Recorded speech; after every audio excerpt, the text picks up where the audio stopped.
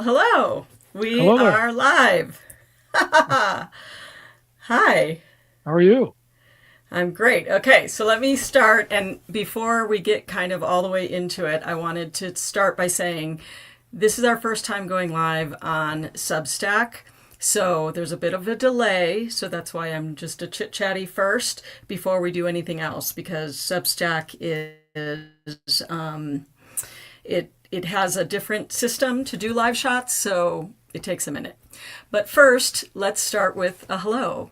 Welcome to Friends and Authors Live. I'm Rosalinda Román, and I go by Rosalinda, and I'm joined by my amazing colleague, mentor, and friend, Vyas, and he can introduce himself in a second, but I can simply say we are two indie authors gathering to hopefully have a good chat, share some insights and inspiration, and yeah, just excited to be here. So, hey there, Ash. Hello. Uh, I'm just putting my earrings in, so par for the course. Hello. yeah, it's I'm Ash Vyas, and I'm also an indie author, like Rosalinda, and I'm excited to be part of this. We've been talking about this for a long time. Yeah, so I guess we should kind of backpedal and first, before I do anything else, I want to check Substack to see if it actually started because this is a new platform for live. We're actually going live in an app called StreamYard, but the that allows us to go live also on Substack, and I'm not sure if it's working. Yeah, it looks like it is. I see the countdown on Substack. I see us. Okay. So it is working. I'm not going to look at Substack yet. They have not yet figured out or made available the ability to bring in chats. Like if people comment in Substack, I can't yet bring that into the studio and pop it up on the air live, but that is coming. From what I understand, within Substack, they're working on that. So the good news is we are live on Substack, and we will have this for as a replay for anyone that wants to see it later. But if you're here joining us live on either Facebook or YouTube, please consider putting a little note in like a comment, and then we will be able to see that here in the studio. And of course, you can comment on Substack and we'll respond to you after the live is over. But yeah, if you're here, please consider putting a little note and saying hi and let us know that you are actually here live with us. But okay, so now we can backtrack. Now that the business side of everything is underway, it looks like we are live and things are doing what they're supposed to be doing. Yeah, I guess I'll start with introducing who we are, or at least who we are as friends, and then we can talk about the author part because the show is Friends and Authors. We became friends at an event called 20 Books to 50K, which was an author conference in Las Vegas, Nevada. That was in November of what, 2023? That's right. Yeah, Yeah. 2023. And so we met in at 20 books. I sat down next to Ash at a one of the speakers events, and we got to talking, and then the next thing I knew, I was picking his brain for everything possible, because at the time I had published only my one book, memoir. My family and I have spent some time living on boats, and so I had published a memoir about living on a boat, and I'd done nothing with it. I didn't consider myself really as an author at that time, more just like I was documenting our adventure for family and friends. And it was at that conference and through Ash and several other mentors, mentorship, that I really came to accept that, yes, I am an author. And I have since last year, I published 4 mystery thrillers. So I really have Ash to thank for a big part of that, and a lot of Ash's friends who he helped me get in touch with and learn from. So let me start by saying thank you, Ash. Oh, you did all the work. Oh, it was a pleasure. That 20 books organization, 20 books to 50K, changed things for me as well. I'd always wanted to write a book. in a way, I guess you could say it was fear motivated. Sometimes fear is a good catalyst in that when the pandemic came, we all had all this free time, and I wanted it was a bucket list goal to publish at least one book, and so basically I wrote a book for my kid, hoping that he'd read it someday, and published it, and then I thought, okay, it's fine, it's done. I never actually thought it could actually make money. Um, and I also went to a 20 books 50K conference uh, in Amsterdam, of all places. And I met a gentleman there who I didn't know at the time, but he was actually the headline speaker on how to market with Facebook ads. And so he was kind enough to show me his methodology, and I tried it, and it actually worked. And so now I'm on book 14, and I have 4 series. And basically, I guess this is I guess you could call this my midlife crisis. This author stuff has turned from a hobby into most likely my profession going forward. So Yeah. fear got me here. It's they do say fear can be a greater motivator than anything, but I actually think it's more than fear. I know you, Ash, and maybe that was the seed, what planted the seed, but what nurtured it and what helped it grow was an amazing author community. But you had to have a certain amount of belief in yourself at some point, because like for me, my first novel, I wrote it as a screenplay 25 years earlier. And back then, I did not have the confidence to publish it or do anything major with it. And it was making that journey into kind of accepting who I was and realizing, yeah, I think fear too. Like, I would not want to get to the end of my life and look back and say, boy, I should have published that thing, or what would have happened if I had. So, yeah, there comes a point where you have to just take the leap and jump off that cliff and hope your wings will fly. And so I think that's part of what the motivation is for us to be here having this conversation, don't you? Because one of the things we talked about before we started the show was that there are all those people, like the person you just mentioned, that kind of showed you the marketing route, and the people at the conference who helped us so much.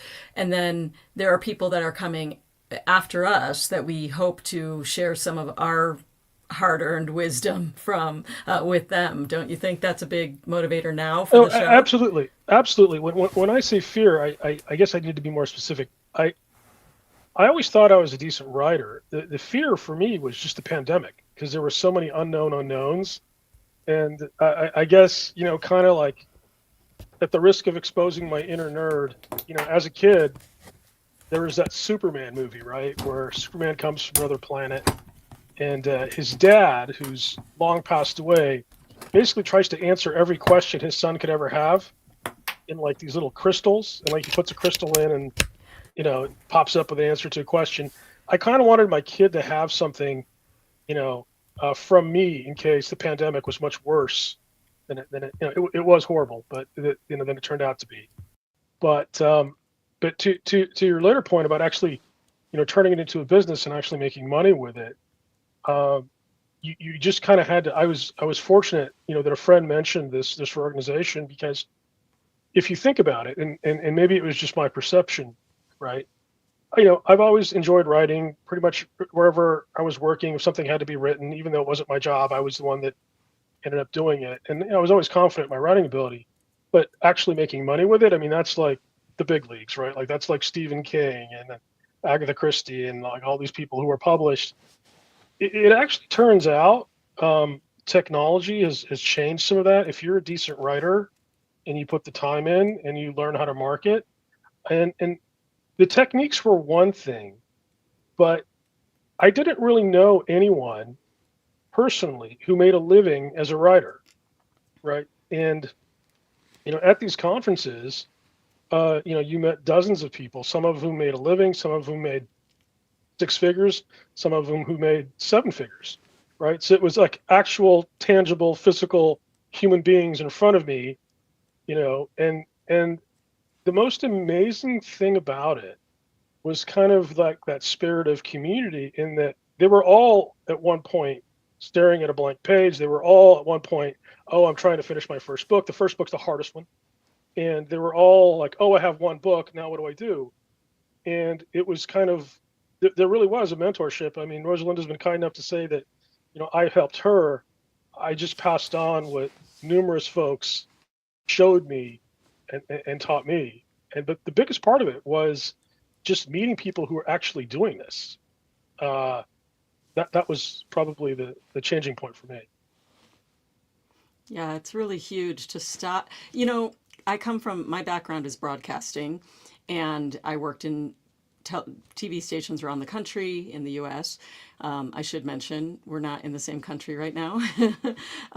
But I worked in TV stations around the country, and I had an agent at different stages in my career, and I remember how hard it was to always feel like you had these gatekeepers, always determining what you were allowed to cover, what you were going to say.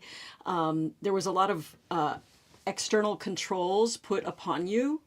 And in this era, that has changed so much. And I just think it's an amazing thing. And especially once I went to that conference, like you said, being able to see people who were doing it and realizing, oh, you mean I could leave this conference, take that screenplay that I wrote 25 years ago, rewrite it, and then publish it, which I did, which it then went on to make the #1 Amazon bestseller list, right?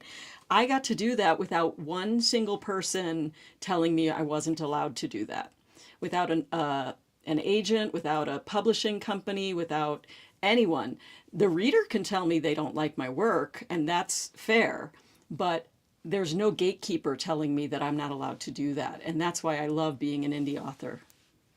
No, 100%, 100%. And the other thing too is, I'm all for capitalism, and people have a right to make money, but when you're first starting out and you don't know a lot of things, right? Like when my first book, I published it, I self-published it on Amazon, and I had written it in Microsoft Word, right? And then I paid somebody to transfer it to what I thought was a format for Kindle into a certain type of file. And then, I asked the question, well, hey, what if I want to go back and make changes, or if I find something, an error or a typo or something? They're like, oh, just call us, and for a small fee, we'll fix it for you. And I thought that's the way it was, because I didn't know any better, and I was new to the industry, And then at this conference, I meet a guy who's a 7-figure author who's down to earth, talking to me, sharing his stories, and I said, how do you get around that? And he's like, what do you mean? You can just upload your manuscript, just spell check it, get it proofread professionally, and just upload it as a Microsoft Word doc. I was like, what? You don't have to do this special thing where you? He's like, no. He's like, I have over 100 books published. They're all in Microsoft Word. So it's a kind of thing where, like, it's nice to meet real people who actually tell you the truth and aren't trying to make a dollar off you when you're new, right? Right. So, Right. and there are services that you pay for and happily that Right. help you with it, but it's basically just kind of meeting real experienced people in the industry, because you do need guidance. It's a big change from I'm not from a literary background myself. I worked in finance for most of the past 25 years. Yeah, I think that that's important what you brought up, and this is why we want to do this once a week. We're going to have this show, Friends and Authors Live. We're going to do it every Tuesday, 1 o'clock my time, which is Mountain Time. I'm currently in New Mexico, USA. What time is it where you are? It's a little after 9, so Okay. in Germany right now. Okay. So he's in Germany, I'm in the US, in New Mexico. We're going to do this every Tuesday. And one of the things he just talked about, talking about some of the tools that we actually do use, because, well, it is true that you absolutely can write it, upload it, and print it. There are some things we use to make sure that our books are professional quality, as high as good and solid stories as they can be. I have an editor, and I use certain apps that I love, certain things that I don't love. So I think that's the kind of stuff we'll be able to chat about over time. The other thing I'm hoping, and Asha and I have been talking about, is making sure to chat with other authors. We don't want it only to be our voices. Oh, my earbud just fell out, as it always does because of my little tiny ears. So anyway, maybe you can continue speaking while I fix my hearing. Yeah, I mean, when you start going down this path, wearing more than one hat, and that's actually kind of, depending on your perspective, either a scary thing or an exciting thing. I think it's the latter. You have your artist, creative hat, which is actually, you know, um, structure of the story and writing a book that's hopefully unputdownable. Uh, and there's craft and technique to that and work. And then you have your business hat where you're actually learning how to market it, the different social media platforms, uh, you know, TikTok, Twitter, Facebook, Amazon, BookBub. I mean, they all have their nuances. And then then there's a technology aspect too. We're at a point in time where technology's expanding at an unprecedented pace. And for example, like Rosalind and I were at a conference and where we met a gentleman who dictates his books and then edits them with AI, and his production rate, and he puts out a book a month, right? Well, that's more than I do, and that would be good, but there's a technology aspect to it. So I think what our plan is we're going to talk to you, but we also want to bring in folks in those areas on story and structure, on the business aspect, on technology, other issues that are coming up in the author community, and just kind of try to share what we've tapped into, just like people did for us. Yeah, I love it. We've been talking about potentially, since there's 4 Tuesdays in most months, doing something like one week talking about craft, another week talking about tech, another week the process, and then the business side of things. And then if it has 5 Tuesdays, maybe we'll have a Q&A as the additional extra week. And we'll see how it goes. I mean, for me, it's really just being here, showing up, sharing. We would love it if you are watching either live or in the replay. Put notes in the comments, ask us questions, let us know what areas you most want to learn about, or just talk about. Hear our perspective on, or maybe one of our, we can also ask, because there's a lot of things that I don't know. One of the interesting processes, the parts of doing a rapid release like I did last year, and I know Ash has done also, it you're so busy writing. I had written 300,000 words in a very short period of time. A lot of the other things kind of happen in reaction. And so now I have a minute to look back. My next book isn't coming out till April. And so now that I have a minute to breathe, I'm seeing a lot of things that I might have done differently. What would I change? How would I change that process? And so I'm hoping to share some of that wisdom here on the show, and engage with other people who have been through this journey or who are just starting this journey. Yeah, it's exciting because we get a chance to interact with people kind of on extreme ends of the spectrum. I mean, people who, once again, are in the early stages, still trying to get that first book done, or just they have the book done, they're trying to learn how to market or how to build a series. And then the folks on the other end of the spectrum who have over 100, and some cases 200 books out, and they're making very nice livings doing this, right? So it's kind of nice to be in the middle. You can always learn something from new people at something. Maybe they see something, or they don't make a mistake or an assumption that you just know to be true. And then obviously there's the very experienced folks who always have the answer for you. I was sorry to get distracted. I was looking, and I don't think you can see it, but I went onto Substack because I'm still trying to figure out that platform. And I think as soon as I open Substack, it has me live on my phone as well. So that might look really weird because I'm just like staring into it. So I'm going to close that. And that's part of the fun part of being an indie author. I was going to call it like, what was the other name that I had come up with that was something like, authors who like pivot or something, because you something will go wrong. The process of publishing, like writing and publishing your own books and then marketing, it there's a lot of things that go wrong, and I think that one of the best things about the indie crowd is that we roll with it. We learn from mistakes and we don't let it destroy us. I mean, yes, you can have a good cry fest sometimes, but then you get back on the horse and keep trying. And that's kind of how I always looked at coming from a broadcasting background. Like, I didn't really have a choice. If I'm live on the air, I'm live on the air. I have to talk and make it work. Sometimes I looked like an absolute fool. The good news about that is, though, then you can use those experiences and write them into your novels. Like, my main character is a TV news reporter, so a lot of the painful things of my past now are things my poor character has to live through. So yeah, it's kind of fun. I actually think that that's a big part of why I love the indie group of people that I know from these different conferences that we've been to.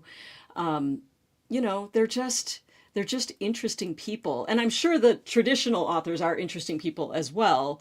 But you don't really get to talk to them that often in the way that you can talk to indie authors. So, I think it's a blessing to have access, and I hope we can share whatever we know along the way. No, I definitely echo that sentiment, and I think it's truly starting to come into its own because you can make a very decent living as an indie author. Like you don't, I mean, I'm sure there are some advantages to traditional publishing, but you know, you don't necessarily have to jump through those hoops, and you have freedoms. Like for example, I write in three genres. I write young adult, I write westerns, and I write thrillers. Right? Right. You might not And have I that write freedom. memoirs and mystery thrillers. Yeah. Yeah, so and it's interesting because in a way, because you're kind of running your own little business, doing when you're doing this, it's very entrepreneurial. It's for me, it, for you, I think I got a sense of it, on the boat, right? Like, when you're on a boat, and it was my first time actually living on a boat, like you pretty much got to deal with everything yourself, right? Something Yeah. breaks, something new, the technology, the navigation, all of that kind of stuff. Um, and for me, in one of the genres I write in the westerns, right, it's about the frontier, and they're out there and they're being self-reliant, and solving this problem, solving that problem. That's very much what being an indie author is like. You figure out like, okay, you know what are the ways that are marketing, what are the ways, what's effective now, okay, what's not effective, what technology could help me, um, and then obviously like what could I do to improve the craft of my writing as well. So in a way, it's kind of like being on the frontier, right, of writing for a living. Yeah. Yeah, it's a really, really good way to put it, because I think that self-sufficiency, and also like being out on the frontier, sometimes it's really, really lonely. And so I'm sure when they were going across country and the coaches and they found other friendly people, that was amazing. And that's kind of how I felt when I went to 20 Books to 50K. That conference has since changed hands into new ownership and is now Author Nation. But you and I met at a place called, also 20 Books, but in Sevilla. We also met with some of our other dear author friends in Spain, which was amazing. And then coming up next month, we're meeting again in Ireland at the Irish Publishing Show. And so each time, like, it's kind of like we're writing by ourselves, doing this all alone, and those moments when we can reconnect and connect with other authors in real life, it's amazing.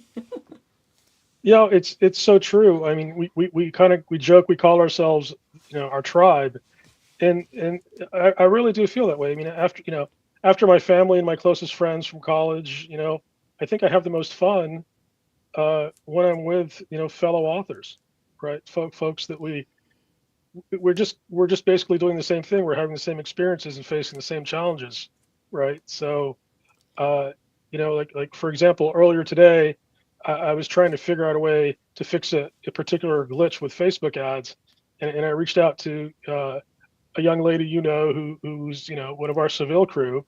She was a very experienced author, and she said, "Oh yeah, I know what you're doing." I didn't even have to finish my sentence. She's like, "Do this, do that, and try that. Try that for 4 days, and then if it works, do this." Right? And I was just like, "Okay, I owe you a beer next time I see you at a minimum." Right? So, Yeah, yeah. but that's it. These are people who, you know, are going through the same thing, right? We're a tribe, is the way I look at it. It's amazing. Well, that's a really good way to put it, and I think it's a pretty good way to kind of wrap things up here. I think we're going to try to make this show half an hour. Yeah. We'll see how people respond to that and how our schedules allow it. We both are pretty busy. I have 3 kids and write full time now. And we also travel a lot. We still have our boat in Greece, which is where you and your, I don't know if I'm allowed to say, you and your son met me there. I came out to the boat, and so we move a lot and we are on the go a lot. So I think we'll be able to keep this going, and I hope to, because it gives me a chance to see Ash, which always makes me smile.